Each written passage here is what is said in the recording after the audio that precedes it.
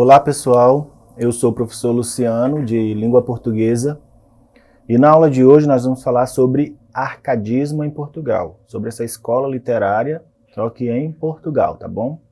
Então vamos lá. O arcadismo em Portugal teve início em 1756 com a fundação da Arcádia Lusitânia na capital do país, Lisboa, tá? Então, posterior ao movimento artístico do Barroco, o arcadismo português foi inspirado na Arcádia italiana, fundada em 1690. Então ele vem aí, ele é posterior ao Barroco, né? E surgiu ali, foi inspirado, né, na Arcádia italiana, tá? E aí fundada lá em 1690, né? Teve essa inspiração aí lá na Itália, né? E aí veio para Portugal, tomando essa referência, tá? Vale lembrar que a Arcádia era uma academia literária que reunia escritores empenhados em apresentar um novo estilo, ali já do anterior, né, o Barroco. Então eles têm o Barroco naquele período ali, né, e a partir do Barroco, essa Arcádia, essa academia literária, quis construir um novo estilo, né, foi criada justamente para produzir um novo estilo, pensar em um novo estilo de literatura. Tanto literatura aí nós temos os vários tipos possíveis de obras literárias, tá? Tanto pintura, como escrita, como música, e aí vai, dentro de todos esses gêneros. De tal modo, o arcadismo ele esteve marcado por uma arte menos rebuscada e extravagante que a representava o movimento anterior. Então, é uma arte menos rebuscada, porém é extravagante, que representava o quê? O movimento anterior. O arcadismo português terminou em 1825, com a publicação do poema Camões de Almeida Garré, o qual inaugura uma nova fase, que vem aí o romantismo, tá? Então, com o poema ali de Camões, né, de Almeida Garré, foi-se inaugurado que uma nova fase, que aí entra o romantismo dentro desse contexto. Então, o maior destaque na produção arcade portuguesa foram os poemas, sendo Bocage um dos maiores representantes. Tá? A Arcádia Lusitânia foi fundada pelos poetas Cruz e Silva, Manuel Nicolau, Esteves Negrão e Teotônio Gomes de Carvalho, extinguindo-se em 1776. Em seu lugar foi criado a Nova Arcádia, em 1790, está lá em Lisboa.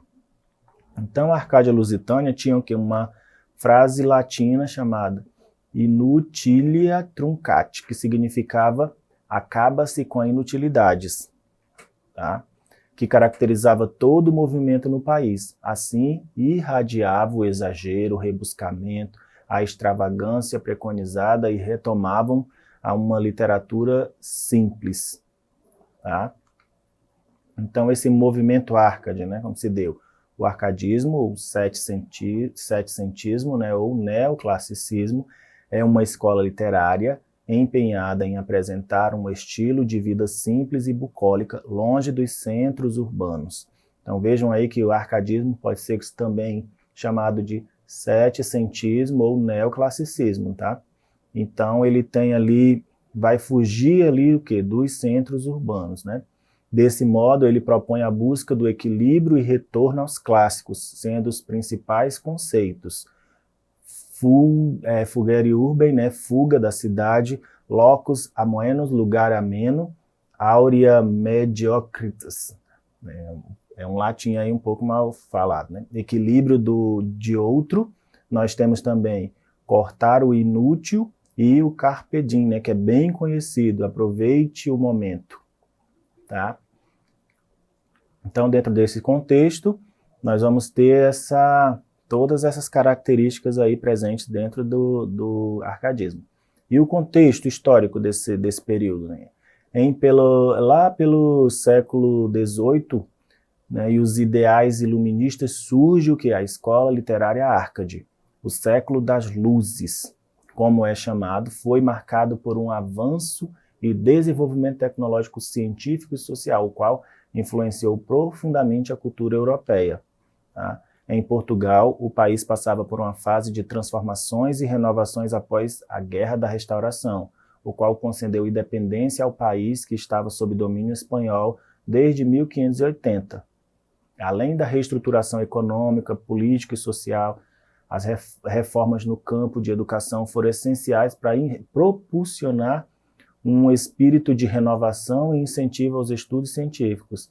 Assim, o arcadismo dá lugar à razão, deixando um pouco de lado a religiosidade que ainda era possível encontrar no barroco. Então, assim, veja que o contexto histórico aí vem de Portugal se libertando, né, tomando ali a sua independência, tá? E as escolas literárias quebrando um pouco ali a questão da religiosidade, que ainda vinha dentro da escola barroca, né? Então eles quebraram um pouco isso aí e foram tratar de outros temas, né, voltado ali mais para retomar o clássico, né, buscar esses outros lados da literatura, né? Então, as principais características desse movimento, né, dessa escola: oposição ao barroco, né, ele se opõe ali ao barroco porque é simples e não exagerado como as obras barrocas. A expressão em latim inutila truncati, que significa cortar o inútil, vai transmitir o quê? O desejo dos Árcades em deixar deixar de lado ali os exageros, tá? E que ele considera como inutilidade naquele período. Tá? Então ele quebra isso aí, tá? Depois, a linguagem é simples, os autores desse momento utilizam um vocabulário simples em suas obras, ou seja, palavras que são usadas diariamente pelas pessoas. Então eles vão valorizar o cotidiano, uma linguagem mais simples, tá? Então vamos fazer uso ali da sociedade em si, né? De como a sociedade fala naquele momento, tá? O que mais? Influência do iluminismo. Então as obras do arcadismo vão apresentar ideias que pertencem ao movimento intelectual que ficou conhecido como iluminismo. Uma das características mais importantes aí desse movimento era o que? Utilizar o racionalismo em vez da fé e da religiosidade. Então, como a gente já tinha falado, essa influência iluminista é o que? A quebra, né, dessa questão religiosa. Então eles vão passar a tratar de coisas mais racionais, mais próximas ali do natural, do homem, né? Tradição clássica, ou seja, ele vai buscar inspiração no classicismo. Lembra que a escola classicista ela veio para retomar os clássicos, né, lá da Grécia Antiga, Roma Antiga. Então o arcadismo volta nessa escola para retomar também, se inspirar aí nessa busca pelo clássico. Se caracteriza ali pela razão e pelo equilíbrio, né? Tal como os autores do classicismo, os árcades, né, dão preferência aos sonetos e muitas vezes mencionam figuras mitológicas nas suas obras. Então vai ter ali os sonetos, né, e as figuras mitológicas vão reaparecer aí dentro dessa obra, tá? Dentro dessa escola. Os pseudônimos, os autores do arcadismo, né, costumavam utilizar pseudônimos, ou seja, usavam nomes falsos em vez de usarem os seus próprios nomes, por isso eram chamados de poetas fingidores.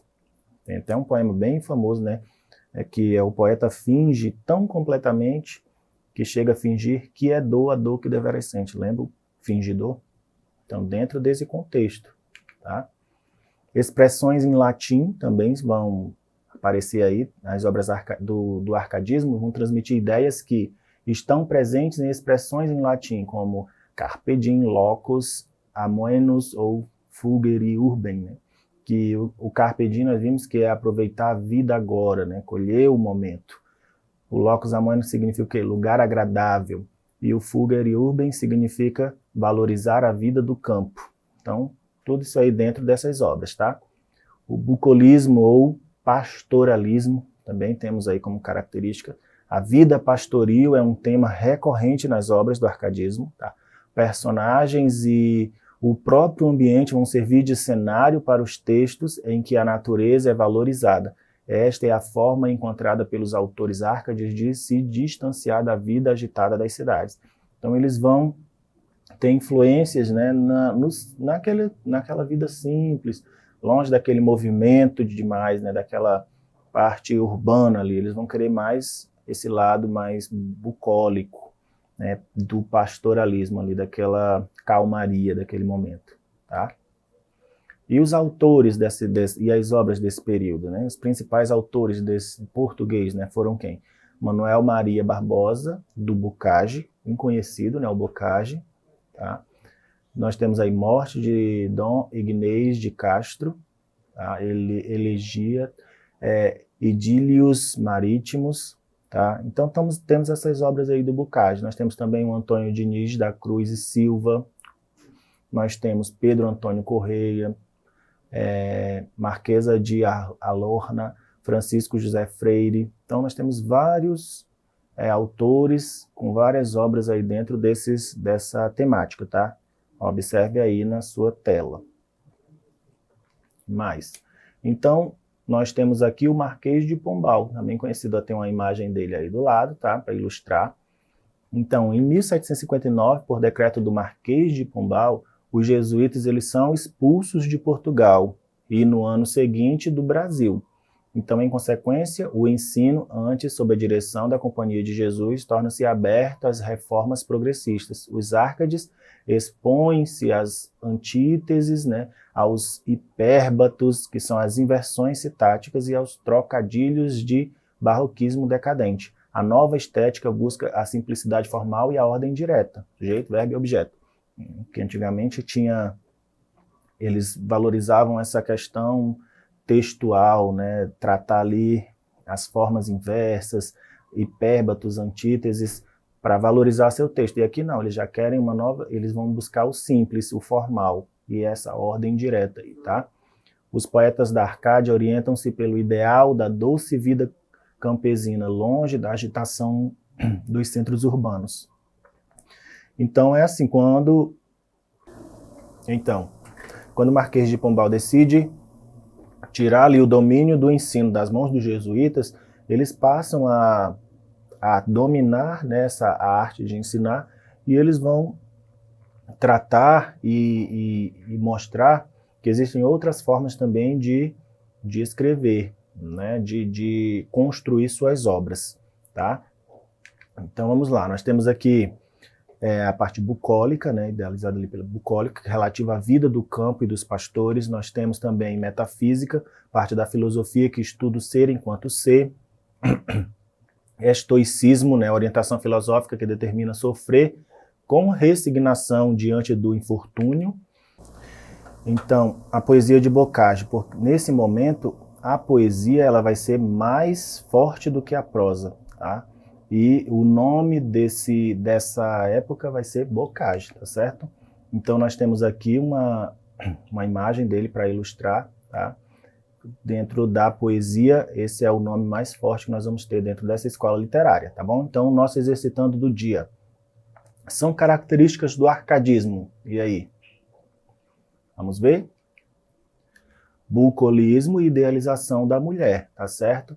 As demais características a letra A vai estar relativa ali ao modernismo, a B ao parnasianismo, a D ao barroco, tá? E a E ao romantismo, tá certo? Então, por hoje é só, não deixem de acessar a plataforma Eduque.